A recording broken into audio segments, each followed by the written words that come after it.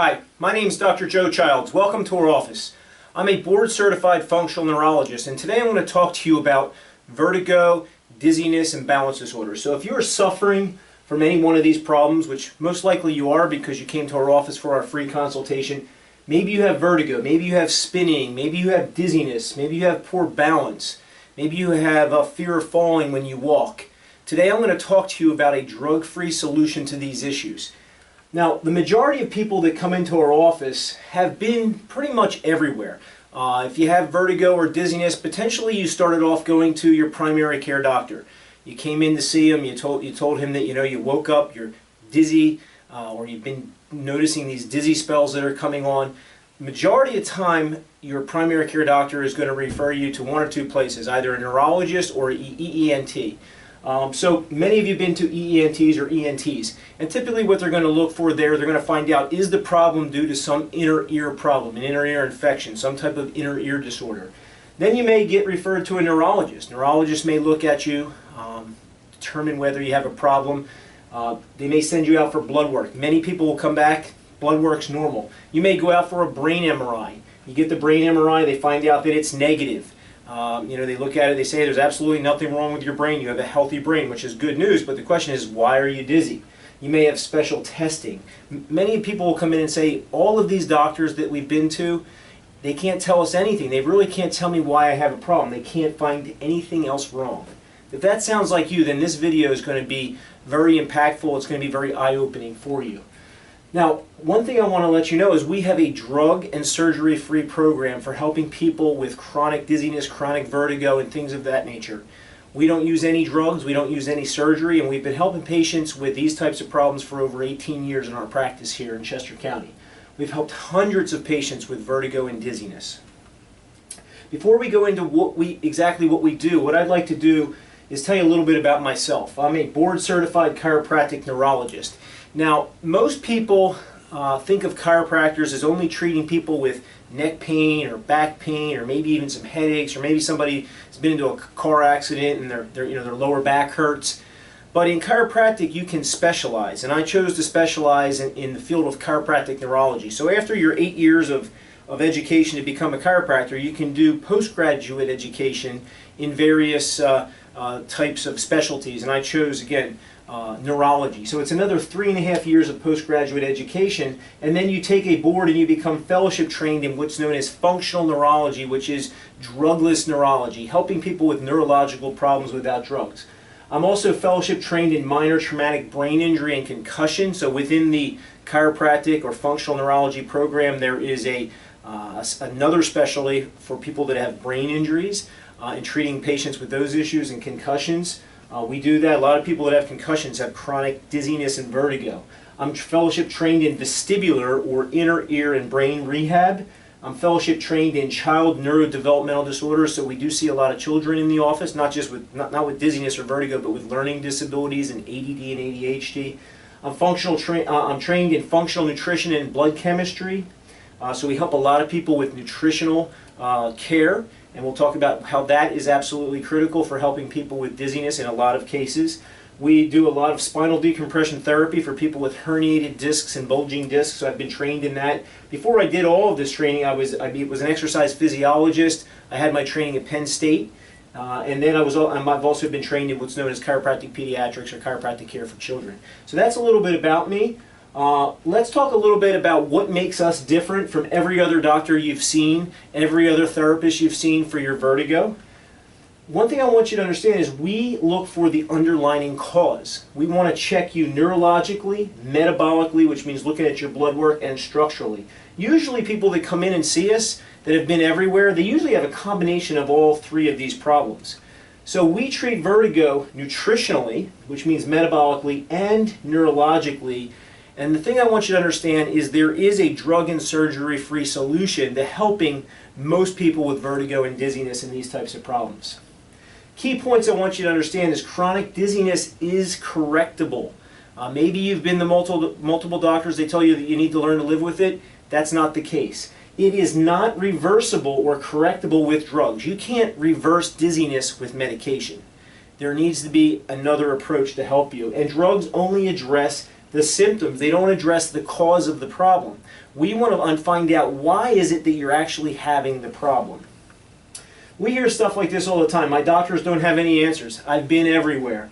They can't find anything wrong with me. So why am I dizzy? The question is, nobody can figure anything out. They say everything is normal. My MRI is normal. All these things are normal. But the question is, why are they dizzy then?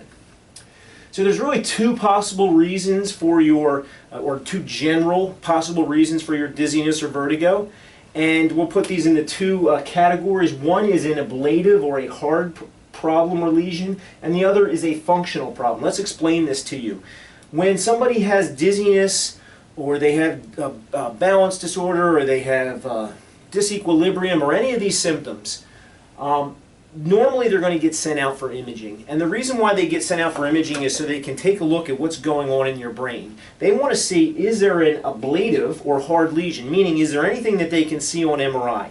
Did you have a stroke? Do you have MS, heaven forbid?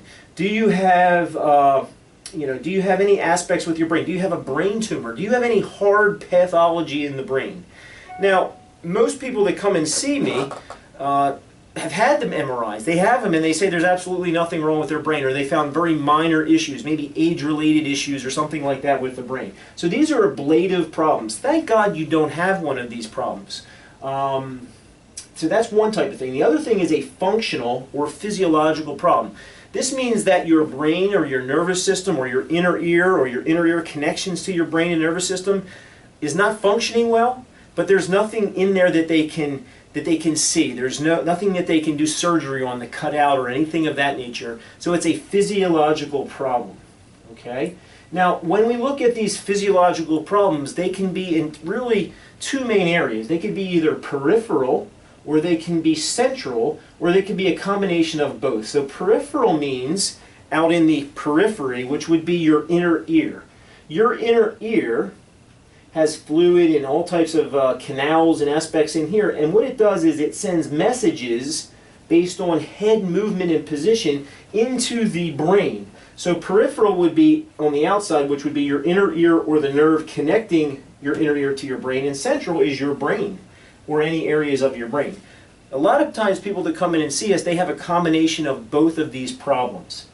Let's talk a little bit about peripheral issues. Again, peripheral means your problem with the inner ear or the nerve connecting the inner ear to your brain. So when we look at the inner ear is made up of a vestibular portion, which is your balance sense and your head movement sense, and then a hearing portion, okay? Let's not talk so much about the hearing portion right now, because that is not what typically makes you dizzy. But there could be a problem in any one of three canals on each side. So you have three, what we call semicircular canals, which when you move your head in a certain position, the canal is stimulated, and that tells your brain where you are in space. So there are some common peripheral causes of dizziness. The most common one is benign BPPV, benign paroxysmal positional vertigo. And this is where a crystal that is in your inner ear sort of breaks off and lands into one of those canals in your inner ear and causes all types of problems with vertigo and dizziness. I'm going to talk about that in a minute. That's the most common one. Another one is Meniere's disease, and another one is a neuronitis, which means that the neuron from your inner ear to your brain is not working well. So we'll talk about that. Let's talk about this, the most common version of dizziness, which is called benign paroxysmal positional vertigo. And what happens here, these are the type of people that you roll over in bed and you get really violently dizzy for about 30 seconds to a minute, and then you may not feel good for the rest of the day after that. You may turn your head quickly and get dizzy. Now, there are normally supposed to be something called otoconia crystals in the inner ear. It's a normal part of your anatomy. It lives in an area of your inner ear called the utricle. I know these are big words. Don't worry about it. If you go to a doctor, they may say you have a crystal or a rock floating around in your inner ear. What happens is this normal part of your anatomy, so it's not like a kidney stone. These don't build up abnormally. These are a normal part of your anatomy that are supposed to be in the inner ear. They break off, and they can actually get stuck in one of three of these canals. the question becomes which canal is the crystal in. Now if the crystal gets into a canal, the inner ears work together. This inner ear affects my brain one way, and this inner ear affects my brain another way. So if I move my head back this way, my eyes move down. If I move my head forward, my eyes move up. If I move my head to the right, my eyes move to the left. So what these canals do is they sense head movement, and they move my eyes opposite of the head movement.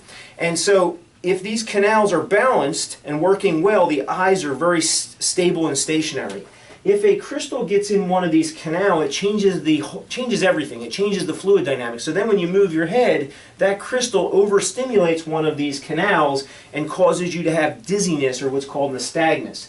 So you can have a crystal in any one of those three canals. It could be, you can have a crystal in multiple canals. And the way you determine this is you must look at eye movements to find out exactly what canal it's in. Now the most common canal is the posterior canal for it to be in. So most doctors do what's called a traditional Epley's maneuver to try to fix that.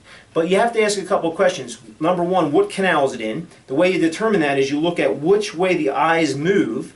Is it in more than one canal, and which side is it in? So a lot of times if the Epleys are not working, it's because the doctor is not really determining which canal the crystal is in. So we do a really good job with this. The other question is do you have chronic BPBV or do you have acute? Is this the first time it's ever happened to you? Which could be, we may fix that with just some simple repositioning maneuvers after we figure out which one it's in. But the question is why do people get chronic crystals that are breaking off? Why is that? And it's usually due to one reason. It means that their body is inflamed, they have inflammation, and it's causing the crystals to break off and land into the canals. So why are they falling off? That's the big question. So not only do we have to get them out of the canal to make you feel better, we have to figure out why is it that it happens to you all the time. You know, it's not really bad luck. The reason why this normal part of your anatomy, these crystals are falling off, is because something is causing them to fall off, and it's usually inflammation in the body. Okay? Meniere's disease. A lot of patients have Meniere's disease. I see a tremendous amount of Meniere's patients. I have incredible success with Meniere's patients. Meniere's patients are patients that get vertigo attacks, hearing loss, tinnitus, and fullness in the ear. Okay? Meniere sufferers are usually told they got to eliminate salt because they have too much fluid building up in their ear. They're usually given a diuretic, and they're usually given a drug called meclizine. They're also told that they're going to have to learn to live with it because there's nothing you can do about it. That's absolutely false. There are some things that you can do about it. Here's what happens when Meniere syndrome gets so bad. So Meniere syndrome is an inflammation of the inner ear that affects not only the vestibular side, but also the cochlear side, which is the hearing. So you have these problems. So when it gets so bad, what happens is one side is really being inflamed all the time, or the inner ear is being inflamed. So what they do, if it's so bad and they can't, if the diet doesn't help it with just low salt, what they'll do is they'll give you gentamicin injections in the inner ear, which destroys your inner ear function. So now you can't have an imbalance occurring, because if both sides are destroyed, you can't have an imbalance between two destroyed sides. Or they'll do an endolymphatic sac procedure where they destroy the inner ear, or they'll cut the vestibular nerve, so now there's no inner ear information coming from a vestibular standpoint into your brain. Or they'll do a labyrinthectomy, which is basically doing a very similar thing and coming in and doing a procedure on the inner ear. These are pretty aggressive procedures, so if you have Meniere syndrome, this should be the last resort. And you should probably do some of the things that we do in our office, because again, we have tremendous success. Watch some of the videos, testimonials of patients. Meniere's, I love when Meniere's patients come in because we're so highly successful with them. But all those things there, they actually cause you to have no vestibular function at all. So you can't have dizziness if there's absolutely zero. You can't. The dizziness comes from the imbalance. So if this side's strong and this side's weak, you're going to spin. So when you're having this attack, this inflammatory reaction, you have these dizziness, these vertigo episodes. So if they do one of those procedures, you basically have no vestibular function at all. And that's not good, because you don't want to age that way. You're going to have poor balance when you get older and be at real high fall risk if you have no vestibular function, because your vestibular system tells you where you're at in space. So before you're having one of these procedures performed, I want you to know there are natural things that you can do, and we do it here in our office, and we have great success with Meniere's patients. Meniere's patients have what's called an autoimmune problem, okay? Don't believe me? Do some research on it. Autoimmunity means auto means self, immune means your immune system. So your immune system is supposed to kill viruses and bacteria and things of that nature. It destroys colds and viruses and things like that. But sometimes the immune system starts attacking parts of your body. Like in Meniere's syndrome, it's attacking your inner ear. In rheumatoid arthritis, it's attacking your joints, things of that nature. In MS, it's attacking your brain. Okay, so it's an autoimmune problem where the inner ear is being attacked and it creates inflammation. Again, I said don't believe me on it. Here's the research. There's a high prevalence of systemic autoimmune diseases in patients with Meniere's disease. They found that people with Meniere's disease also have other autoimmune problems. Autoimmunity as a candidate for the etiopathogenesis, which means the cause of Meniere's disease, detection of autoimmune reactions and diagnostic biomarker candidate. So they're basically saying autoimmunity is a big cause or one of the major factors of patients with Meniere's syndrome. So we're going to talk to you about the diet, the nutritional approach, because the immune system in a Meniere's patient is haywire and it's affecting their inner ear.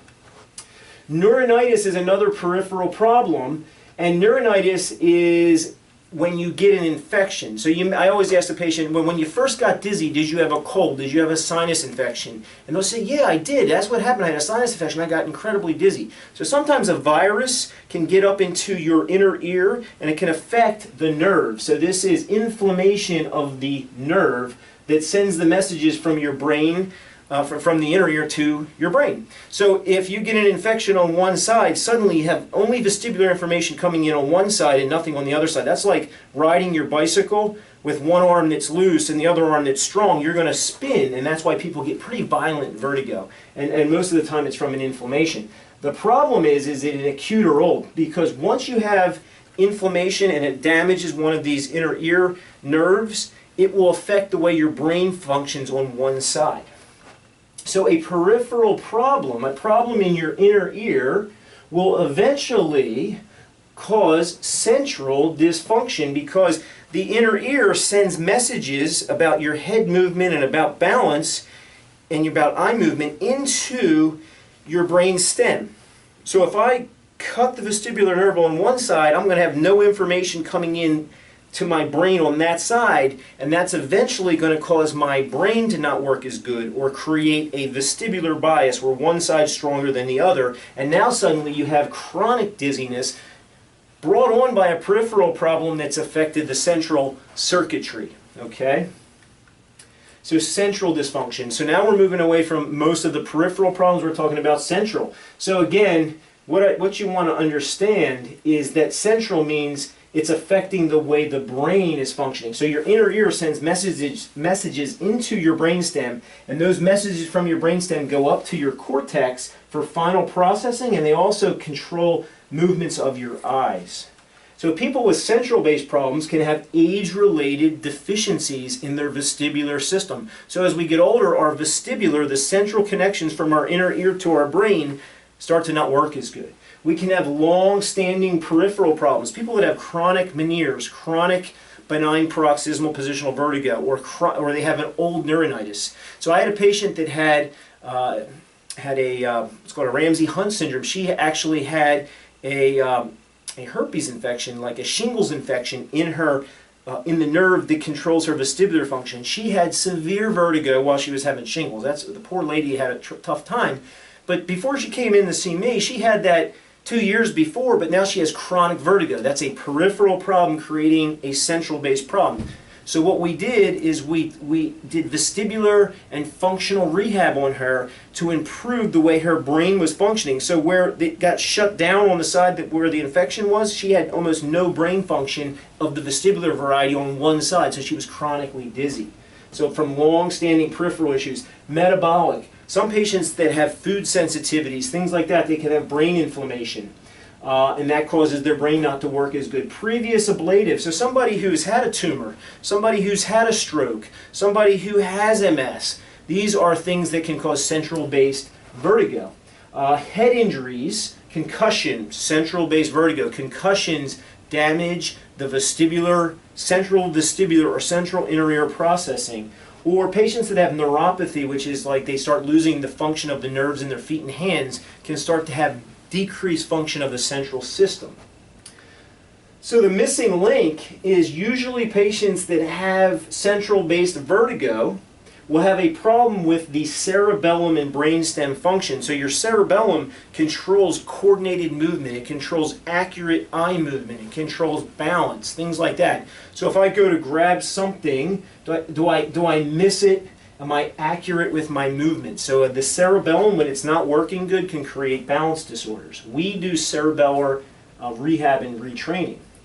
Here's some of the central processing of the vestibular or inner ear system. This is how complicated this is, but the visual system fires into the vestibular system. The vestibular system goes into the brainstem, comes out to the eyes, comes back up to the final vestibular processing. And then your joints and your neck and your body send messages up into the brain. So all these things have to match. So if one system is not working as good as the other, you have a sensory mismatch, and that causes you to have the feeling of dizziness or vertigo. Vertigo is an altered reality of what is actually happening. You feel like you're spinning, you feel like you're leaning. When you walk, you veer. That's not really the way the world is, but it's the way your brain is perceiving it. So we have to evaluate the eyes, the inner ear, the brain and cervical spine, the neck, because the neck has all of the input towards where your head is in space. So if you have poor neck health, you're going to have a very good chance of being dizzy. So the inner ear, the messages from the inner ear fire into the brainstem, and then from the brainstem they fire up and control muscles. So if I move my head this way, my eyes go left. If I move my head this way, my eyes go right. If I move my head back, my eyes go down. That has to all be functioning properly, and the messages from my neck, it all has to be coming together as one. Dizziness is when there's a sensory mismatch. So when these neurological areas are not functioning well, you're going to have dizziness, you're going to have balance, you're going to have problems with nausea, things like that. So we do neurological treatments based on specific neurological testing. We want to find out, how is your cerebellum working? How is your brainstem working? How is your inner ear working? How is the processing up into the frontal and parietal areas working? And is there a problem there? Is there a functional problem there causing your dizziness? No EENT looks for this stuff. They're only looking to see, do you have inner ear disease? So we're going to analyze eye movements. Okay, eye movements are so important because they involve every part of the brain. It's the only function in your body that involves every part of the brain. So we do advanced neurological testing. We do something called a VNG, which is going to measure out and plot out eye movements. Some of you may have already had this from your EENT. We do this testing, and we want to look at eye movements, specific types of eye movements. We're going to look at gaze stability, pursuit, saccades, optokinetics, vestibular ocular reflex. Most EENTs are only doing this to rule in or out disease of the inner ear. If the disease of the inner ear is not there, then they say, we don't know what's wrong, but there can be a very big functional neurological problem. So we look at these things with fine-tooth combs, and we relate it back to this and find out which area of your brain is causing the problem. So eye movements are key. Now we don't put the warm and cold air into your ear, which makes you very, very dizzy. We don't normally run that test because most people come in with that done. So if that scares you, don't worry. We don't do the part of the test that makes you very dizzy, so you'll be happy to know that. We also look at something called saccadometry, which measures your speed of eye movements. Very important, speed of eye movements to the left and to the right. Tells me a lot about your brain. And what we do is we take all this, we pull it all together, and we create breakthrough neurological therapies and sensory motor stimulation exercises to improve the weak areas of your brain. So if your right central base vestibular system is down and your left is high, we're going to do some things to bring that up and to create balance. Drugs can't fix the imbalance. A drug can't be ingested into your body and only go to the right side of your brain. Most drugs that are given for vestibular or vertigo are actually vestibular sedatives, and what they do is, instead of fixing the imbalance, it just makes both sides not work at all. And the problem with that is it makes you, over time, it actually makes you worse. Okay? So when we treat dizziness and balance, there's two essentials. The brain requires fuel, which is oxygen and glucose, and it requires activation or stimulation to the areas that may be weak that we find in our exam. So again, we treat patients metabolically, which is nutritionally. This is the fuel side, and we treat them neurologically, which is the brain side. There's a drug-free solution. We'll talk about it. Let's talk about our metabolic care. So nutritionally, we want to look at individualized blood work, and we want to give you recommendations based on the blood work. So we use functional medicine support for healthy brain function. So we're going to test you, do you have low blood sugar? Low blood sugar can cause you to be more prone to dizziness. Do you have any vitamin deficiencies? Do you have anemia, which means your blood's not carrying oxygen so well? Do you have inflammation of the nervous system? We test food sensitivity testing, absolutely essential for autoimmune patients. Patients with Meniere's disease, you have to find out what foods they're sensitive to, because the Meniere's disease, which is an inflammation of the inner ear, causes swelling of the inner ear. But lowering salt and taking diuretics will decrease the fluid, but it's not getting the true cause of the inflammation, which is usually autoimmunity, which is spurred along by food sensitivities. We look for cortisol issues, leaky gut, we'll talk about that in a minute, dysbiosis, which means not good, healthy bacteria in your gut, and autoimmunity. So a lot of times people say, well, doc, I already had the blood work, everything's cool, the doctor said I'm good there. And that's because medical doctors are looking at these ranges called laboratory ranges, and sometimes the laboratory ranges are not as important as the functional ranges. So we're going to look at you from a functional perspective, meaning you could have a problem, you could be out of this functional range, but within what your doctor calls normal. Okay, so your blood sugar may be 110, and that may seem normal for your doctor, but normal, which would be what healthy people should have, it should be under 100. Okay, so we want to really look at this. So just because you've been told that it's normal may not be the case, or maybe they're not running the tests that they need to run. So one thing that we really want to look for in patients that have dizziness is, do they have chronic inflammation? Inflammation is like a fire inside your body. You know, an example of inflammation would be if I hit my thumb with a hammer and it turns red. So imagine like this low-level redness, almost like this light pinkness all through your whole body, this systemic inflammation. And you can't get your brain to function better if there's inflammation. Meniere's patients are usually chronically inflamed. What causes inflammation? Food sensitivities, okay? Leaky gut, hidden gut infections, poor fatty acids, high blood sugars. These are things, hormone imbalances, which we test for these things. So your dizziness may be made worse by a hidden underlying autoimmune or self-immune disorder. So autoimmune disorder is where your immune system attacks your body, and dizziness, it's attacking the brain or the vestibular system or the inner ear. So we can test to see if you have autoimmunity.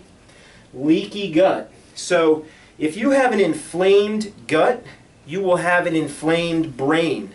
Because your gut has the most amount of nerves, it has just as many nerves as your brain. So it's considered the second brain. The GI tract is the second brain. So let's talk about leaky gut. So what leaky gut is when you look at your gut separates your inside world from your outside world. So when you eat food, that food is really still outside your body when it's in your GI tract because it hasn't been absorbed from the GI tract through the walls of the gut into the bloodstream. So the gut provides a barrier to protect you so nothing gets into your bloodstream that shouldn't be there. And so in between the cells of your gut, they should be very tight. So the only thing that can slide through there is fully digested food molecules that get into the bloodstream. They're so small that the immune system doesn't react to them. But if you have a leaky gut, a microscopic leaky gut, you know, you can't see this on colonoscopy. Okay, you have to see this you have to test through this with blood work. But if the gut becomes leaky, now big molecules, bacteria, virus, big protein molecules like gluten and soy can get into the bloodstream, and now your immune system reacts to it. If it's like that long enough, that immune system can start to react and become hyperreactive, and it starts to attack now not only these food particles but also your body, And in your case, a lot of times Meniere's patients or dizziness patients have this going on in their brain or their inner ear. We can test to see, do you have any gut pathology? We can do a stool kit to test if you have good or bad bacteria in your gut. Very important for some patients. So we use these autoimmune nutritional protocols to help our patients who have Meniere's syndrome or dizziness and things like that. So leaky gut correction, anti-inflammatory diet, food sensitivity testing. This is a lot of times essential in not every case, but some cases of vertigo. So we combine functional neurological therapies and functional medicine care to help create balance and normal function in your body. So our approach, this is key, is to address the root cause of your problem by restoring and rebalancing your inner ear vestibular system and your nerve and brain function. This is accomplished using specific functional, neurological, and vestibular therapies to stimulate the weak areas, as well as proven nutritional protocols. Vertigo medications that you may be taking, such as meclizine and things like that, such as anavertameclizine, these are vestibular sedatives. They slow down your brain, and they're used to cover up the vertigo symptoms. They are not intended to address the underlying cause of the problem. That's the difference between what we do and what you're probably doing right now. And probably it's not working so well, that's why you're in our office. So the results, we have extremely good success with patients with these types of problems, in part because of the neurologic and metabolic approach, but it's also because who we accept for care. We want to find out, do they have a neurologic and metabolic problem, and if they do, we're going to have an extremely high percentage of fixing these people. We've been doing this for well over 10 years. Our practice has been here for 18 years. So with our drug-free approach, it is possible to dramatically improve and eliminate dizziness and vertigo and help your poor balance. So here's the deal. You're sitting here in our office right now. You're watching this video. Thanks for taking the time to watch it. What do you do from here? If you have a problem and nobody is really helping you and you'd like to have us take a look and see if you're somebody that can be helped in our office, do you have a functional neurological problem? Do you have nutritional problems that could be causing your problem? I would recommend going on to step 2 and step 3. Step 2 is the exam. You will come into our office, we'll do a full neurological exam, we will take x-rays of your spine, we will analyze your blood work and labs, we will do a VNG test and eye movement testing. We won't do the part that makes you dizzy for those of you who have already had that testing, so don't worry, we're not going to do that. And then step 3 is where we report the findings to you. We'll actually sit down with you on another day, go over this completely with you, let you know if we think we can help you, let you know if there is a solution to you, a drug and surgery-free solution, and then go over exactly what that would take. So that's basically what we do. I hope this made sense to you. I'm going to be coming in just a few minutes. I think there'll be a few testimonials of some patients we've helped. Of hundreds and hundreds of patients we've helped. But I'll be coming in just a few minutes and we'll discuss your individual concerns and we'll determine whether you should go on with step 2 and step 3. Okay, thanks. See you in just a little bit. Take care. Hi, Janet. This is Janet McAleer. Janet, what kind of health complaints did you have prior coming to the office? My complaints that I had started with almost like vertigo symptoms. I lost my balance. I was dizzy. I was nauseated just about every day, and many times throwing up. Wow. And how long did you have this? You know what? Actually, when I think back, it started actually years ago, a couple years back, but it always kind of left me. But it wasn't until April of 2016 that it came back, and it never left me. Every day I had some kind of an episode. Some days being a little bit better than others. Some days were a complete down and out, where you're either laying down in bed or on the couch. Oh, Janet, and how did this affect, different things in your life? Actually affected everything in my life. The only time that I had any kind of peace was when I was sleeping. I couldn't drive. I couldn't go out to the store. I didn't go to a lot of events. I couldn't clean. I couldn't do regular things around my home. Yeah, it had a big effect on my life. Well, and since having care with Dr. Childs and Dr. Durr, what has improved? Wow, everything. Everything has improved, and it goes back from, I went to, and this is true, when this first started, I went to so many doctors. I took medicine. I was up at the hospital. I actually even did acupuncture. From April through, I have been to several doctors, tried actually even some kind of therapy, which actually made me worse, believe it or not, because I could not move my head or my eyes. So everything has improved. And it goes back to me saying when I first came in, when you write things down, tell a little bit about how you're feeling. I did ask Dr. Childs to please, can you get my life back for me? And I got to tell you, he's done that and more, and his staff, everything is so much better. I mean, what an impact. a huge impact, Yeah. a huge impact. And I got lucky because nothing was helping me at all. And my friend happened to see Dr. Childs on Facebook, I believe. And she immediately called me and said, you've got to look into this.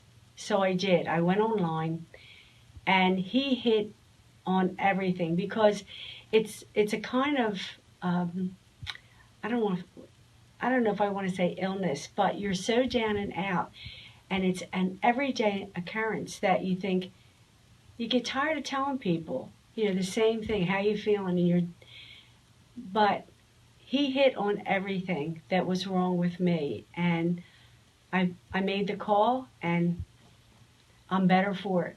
Great. I'm glad you better did. for it. I'm glad you did. Any thoughts on your experience in the office with the doctors, the staff? Wow. I could say a lot about the doctors and the staff. And first thing I'd like to say is, they are second to none. And that is really the truth. From the time I made a phone call, I could feel that I felt at home. And they are professional and personal at the same time. Their concerns, dealing with you every day, taking care of you, I'd like to let them know the importance of their job to people like me, the impact that they have on us, and trying to make us well is just over and beyond, and I mean that from the heart. I really do. Beautiful. Thank you so much. And Janet McAleer, much health. Thank you so much, Donna. I appreciate all of you. I really do. Thank you. Thank you again. I'm here with Ron Iveson. Hi, Ron. Hi. I'd like to ask you, what health complaints did you have prior to coming to the office? Primarily, I had a balance disorder and severe vertigo, to the point where at times I would completely collapse on the floor. Wow. And how long did you have this? Actually, I think the problem started like 30 years ago with Veneer's disease, and I lost my hearing. But over the past 2 years, the balance issues and the vertigo seems to have become worse. Ron, how did this condition affect, or what did it affect most in your life? Well, it affected my whole life. I put my life on hold. I can no longer practice as a psychologist. I was afraid to go to restaurants or go to social events for fear that I would collapse and fall on the floor. And since having your care with Dr. Childs and Dr. Durr, can you tell me what has improved? Well, basically everything. I've gotten my life back. I haven't had a severe attack since treatment. My posture is better, my digestion is better. It's kind of like I'm a whole new person. Basically, I feel as though I've gone from feeling like I was 90 years old to now feeling like I'm 50. And that's a big impact on your life. A huge impact on my life. Wow. Are there any other thoughts on your experience from or at our office, the doctors, the staff? All the staff have been very warm, very caring, and very professional.